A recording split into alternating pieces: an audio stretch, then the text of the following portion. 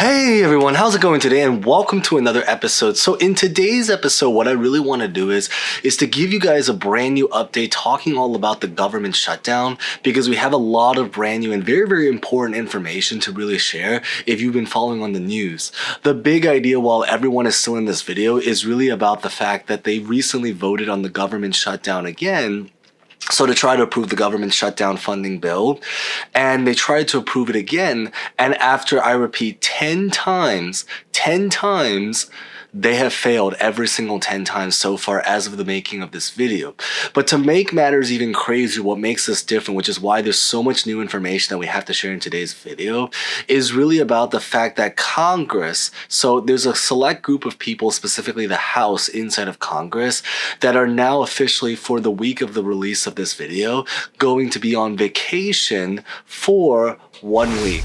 So they're going to be going away and they're not going to be in session for 1 week. And if you need a little bit of a time frame and background, is that the government has officially now been shut down for approximately 3 weeks since early October.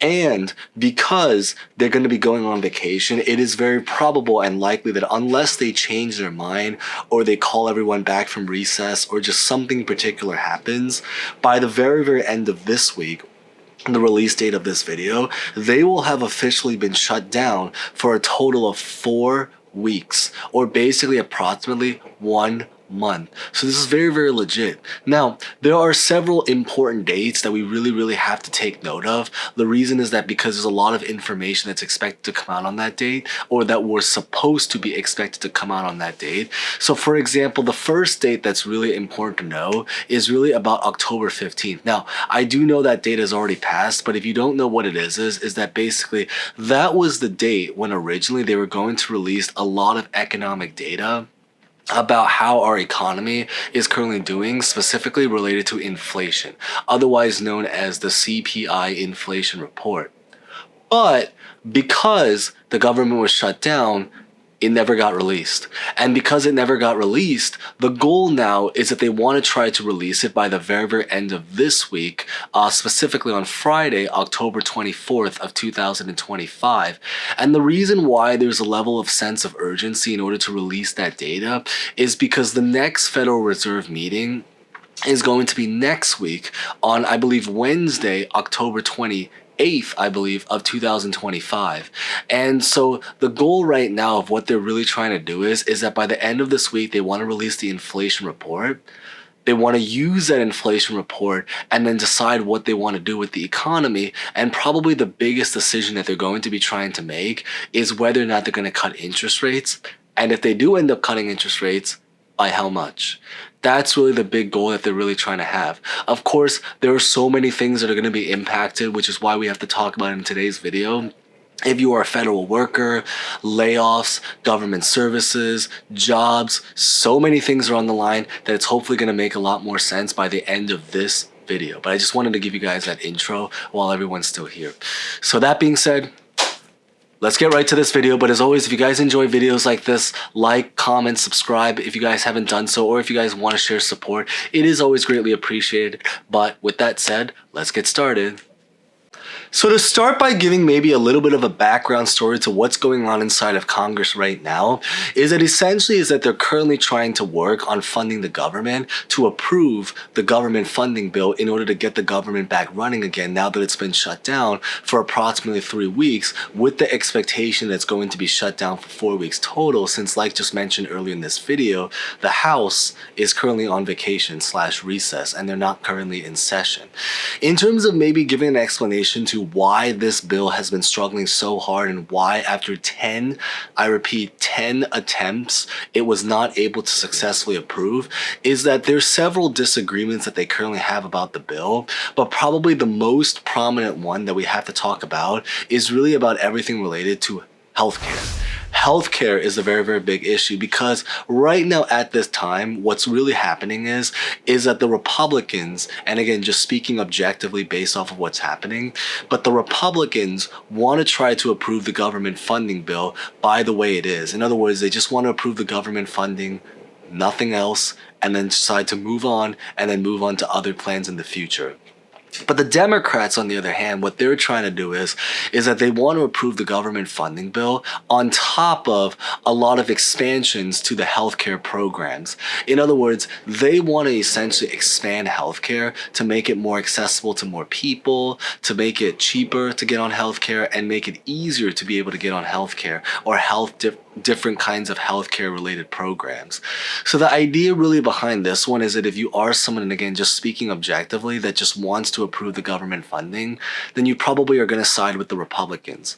But if you are someone that's trying to approve of the government funding, but you also want to support expanding healthcare, then you're probably going to side with the Democrats. So this is really, really subjective. It just depends on what approach. Right now, it's truly split about 50-50, which is the reason why they're having so much complications and difficulties approving this brand new bill, even after 10 attempts at trying to do so. So that's really the background story there. Now, just like we've mentioned earlier in this video is that it's really important to take note of the big 3 dates. One of them already happened, but it's important to know because this will impact the future dates. Essentially is that October 15th, they were going to try to release the inflation report. It never got released because the government was shut down. And so now the goal is that they're going to try to approve it, or they're going to try to release it by the end of this week, so Friday, October 24th, and then try to use that information to make decisions on next week, Wednesday, October 29th, about what they currently want to do when it comes to cutting interest rates, by how much, and if they even cut interest rates in general, and what they hope to do going forward from there. So that's just some background information to know as we move on to the next month, which is basically going to be November, and then takes us on to December, and then that's the very, very end of the year, which is crazy because this year flew by super, super fast. Now, the next thing we have to really, really talk about that's all over the news right now, that's super, super important, is going to be about what's going on when it comes to the job market, but even more specifically when it comes to federal workers and federal employees.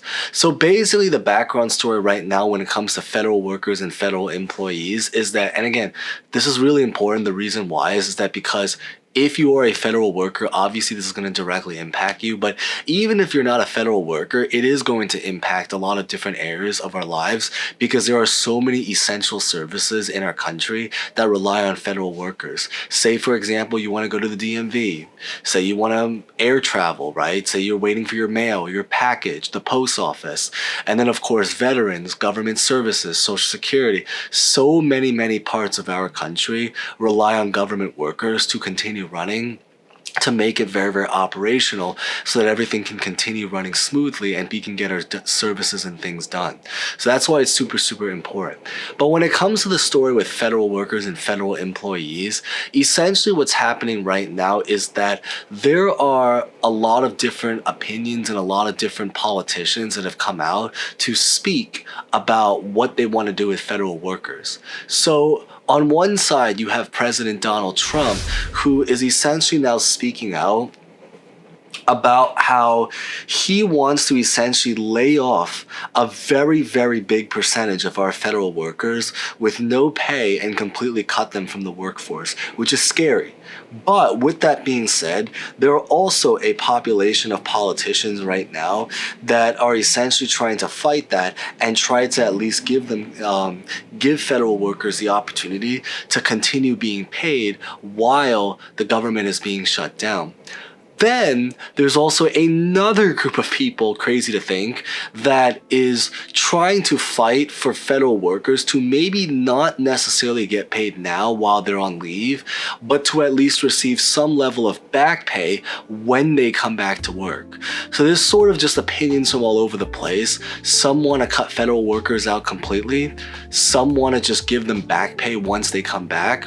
And some of them want them to continue being paid because at the very, very end of the day, just speaking objectively, the fact that a lot of them are losing their jobs is not a fault of their own. It's a fault of the government because they shut down. And feel free to leave your personal comments. I'd love to hear them and your thoughts down below about this situation, what you support, maybe, whether or not you think they should continue being paid, whether or not you think they should at least maybe not get paid now, but receive back pay in the future. Or if you think this is really just one of those things that it's time to move on and pursue something else, because I know that there's a lot of politicians that want to just basically cut them out of the workforce. But keep in mind, this is going to be really, really impactful because it's very, very well known right now that the job market, it's really, really bad, even for non-federal workers. So if you are already in a very, very difficult job market and you are going to potentially be laying off, and they say specifically the numbers are going to be in the 100,000 range. So in other words, a couple 100,000 people, I repeat, a couple 100,000 people are expected to potentially have their jobs risk live on the line of being laid off.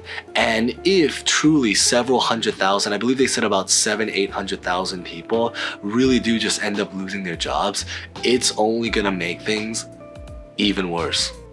What's going to happen is that those people are going to flood back into the job market. It's going to make those jobs even more competitive to get, on top of the fact that there's so many already struggling to find work, and it's just going to make things even worse. So I think that's the really, really important thing to really update you guys on when it comes to how the job market and the labor market is doing. So the idea really is that for scale, 800,000 workers potentially on the line are having their job at risk when it comes to just the federal workforce.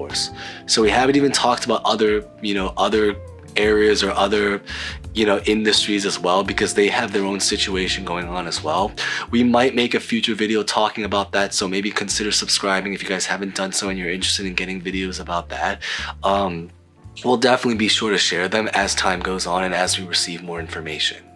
But of course, with all of this stuff happening, probably the last thing that I really, really want to talk about in this video is really going to be about how this is all going to potentially impact the economy as a whole, as a big picture. And I think the big idea right now to really, really absorb is that because we are still waiting for the inflation report and the jobs report that also, both of them never got released because of what's going on. What's happening right now is that when they do get released, when they hopefully approve of the government funding to keep the government back again, what's going to happen is that they're going to be making a lot of decisions, such as cutting interest rates. When they decide to cut interest rates, what is expected is that it's going to make inflation even worse. And I think that's a personal prediction, but there's a lot of logic and a lot of things that are happening that can lead one to make that specific prediction about what's happening right now.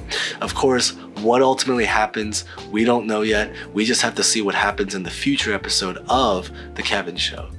The idea really is, when do they cut interest rates? Are they going to cut interest rates? When is the report going to be released? So many things that we're waiting for right now. When is the government going to be back again? Because right now it's looking to be at least 4 weeks to a month, now that it's already been shut down for about 3 weeks as of the time of this video. But of course, like mentioned, we'll have to see in the next episode. So with that being said, if you guys made it to the end, thank you guys so much for watching. As always, stay safe, stay well, try to stay employed, consider subscribing if you guys haven't done so as we get more videos, and hope to see you guys next time. Thank you guys so much again.